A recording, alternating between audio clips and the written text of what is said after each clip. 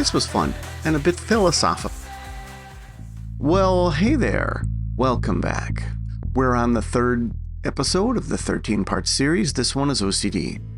Before we continue, I want to reiterate that the handling of these states of being, as I call them, is with the utmost respect, but also in a familial way, in which I want to talk about it with you as if you and I are chatting about it, and I'm sort of aware that you are someone experiencing it. I don't want to talk about them. I don't want to point a finger and say, you know, those people who have this problem. No, I want to do the opposite. And if you're someone who doesn't experience dyslexia, OCD, anxiety, etc., then perhaps you can find this to be an interesting listen. OCD stands for obsessive-compulsive disorder. It shares a symptom with ADHD in which you can be caught in a repetitive loop because of anxiety and stimulus, but it's different than ADHD. And you'll find with some of these states of being that there is overlap between them. And again, when it comes to psychology, we don't fit in these neat, even, simple boxes in which you cross a threshold and then you become ADHD and you cross back and now you're back to OCD. There is overlap. We put a label on something because we find a number of symptoms that seem to be similar and cohesive. But as human beings, we literally can be comprised of infinite combinations of hopes, dreams, aspirations, desires, wants, needs, all that stuff. That's what, as we say, makes us different. As I said in my podcast episode about labels, using labels can make you both smarter and dumber. We put a label on something because there's so many terms and so many subcategories of it that all fit together. We say, well, we just call it that. Oh, that's a cow. That's a fox. That's rain. That's precipitation. We eventually have to label things because it's a shortcut our brain makes to understand a more complex thing all at once. And as I said, putting a label on something also makes you dumber because you may not see, perceive, or understand the subtle differences between things and just lump that all into one thing. Not knowing a lot of the differences, you could easily lump OCD, ADHD, and a number of others into one category and say, oh, you just have anxiety, you're just an anxious person, it's just triggering your weird behavior. Sure, you could do that. But by categorizing them and trying to compartmentalize them, at least to the point where we can focus on one aspect or another, it makes it a little bit easier to discuss, describe, and so forth. So let's keep that in mind moving forward as we continue to delve into these states of being. The reality of OCD is that people with it have sometimes constant, sometimes coming and going, intrusive thoughts, and have a desire to perform specific rituals that reduces anxiety. Unlike ADHD, it doesn't really provide much pleasure, and in fact, a lot of times they actually dread it, and they don't like it, but it gives them relief because they feel compelled to do it. An interesting thing for me to learn was that OCD is more than just checking the stove 200 times. It's intrusive thoughts. It's repetitive, intrusive thoughts.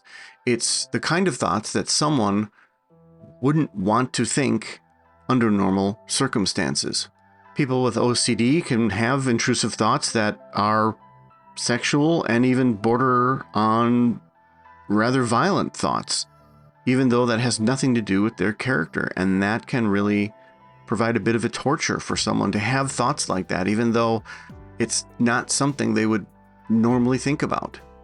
If you're compelled to keep checking or thinking or making sure the locks are okay, even when you're at work and you know that you checked your locks, it can be exhausting. It can be frustrating.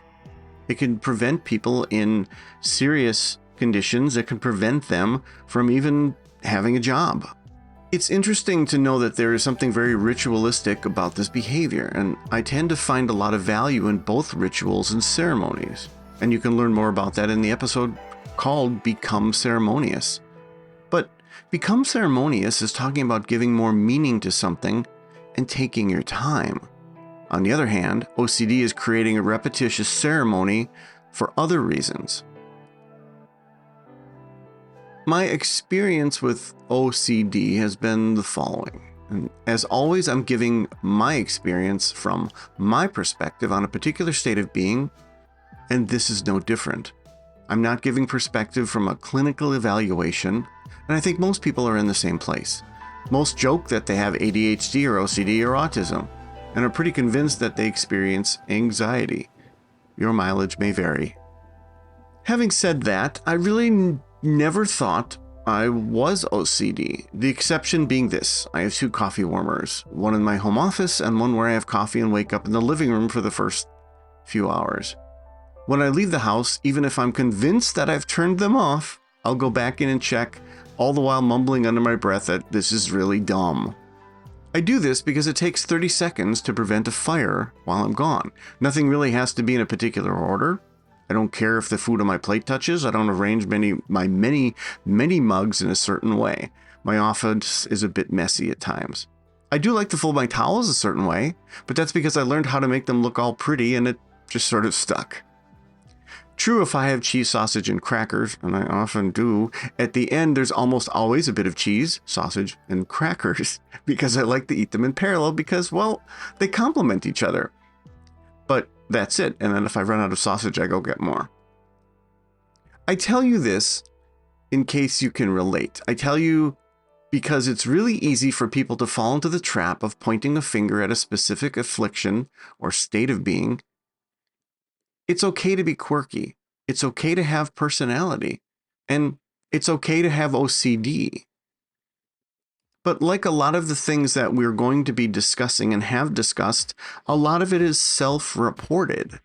There are clinical tests for things like OCD and ADHD and autism and anxiety. But again, a lot of the information is self-reported. Now, you may say, well, look, my uncle has OCD. It's really clear to us that he's being tortured by it. That's fine.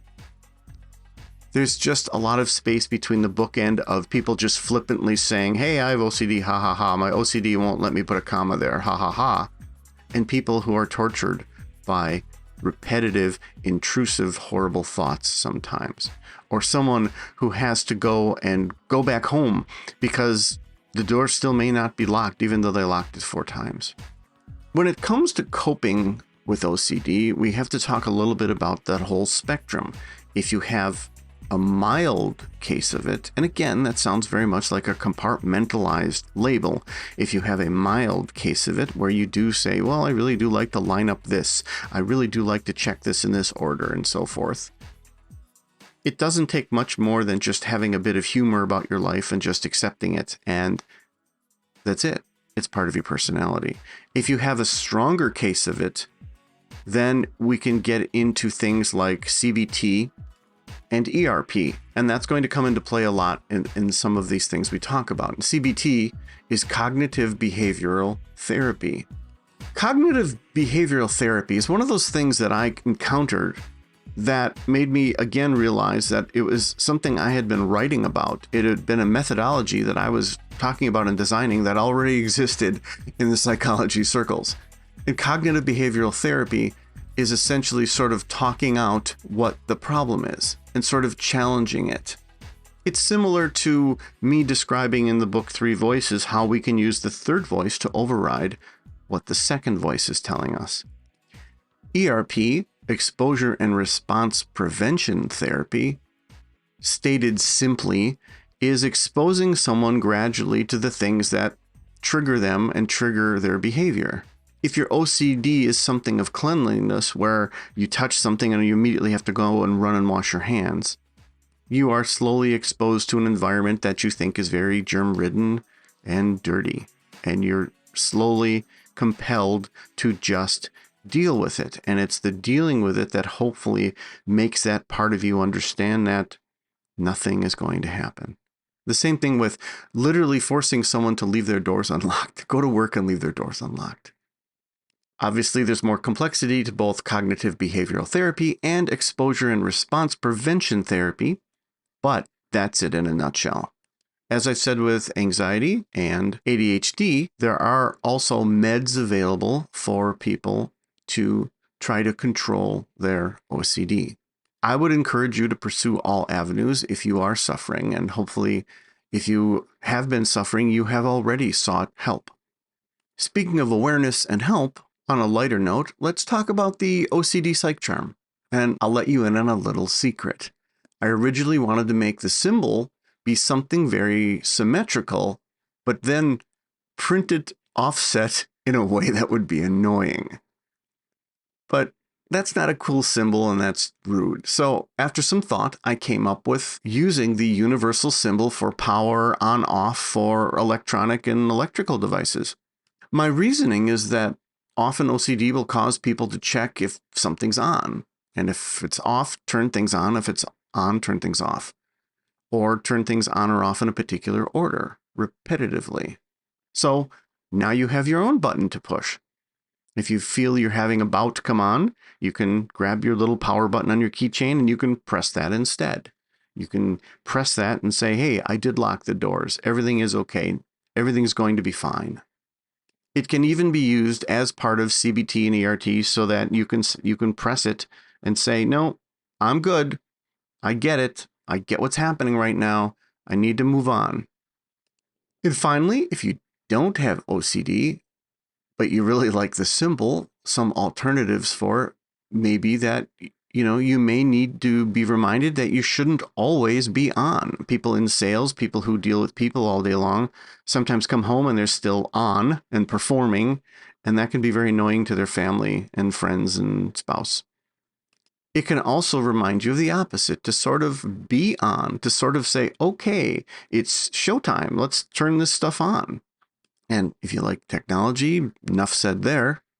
And since this button represents turning something on, perhaps you order it for someone you know. As always, I want you to know that you're seen. I don't want you to suffer in silence. And whether you grab a charm or not, I hope you at least enjoy these podcast episodes. If you want a charm, go to alchemy4life/charms. Check out my Patreon and take care.